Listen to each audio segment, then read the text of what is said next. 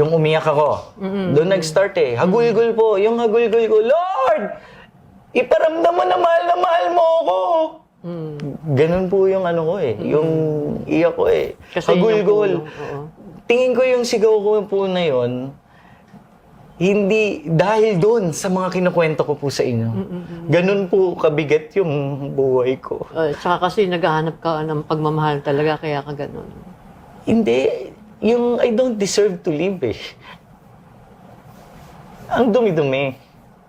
Ayaw sa akin ng mga tao, ayaw sa akin ng mga taga-tramo, ayaw ng mga taga-school, ayaw din ng taga-showbiz. Buti nga hindi ako nagpakamatay eh. Pag nag-drugs ako, hardcore ako. I don't care kung ano sabihin nila. Kasi mahirap eh, yung buhay ko. Kaya ang sigaw ko, Lord, iparamdam mo na mahal mo ako.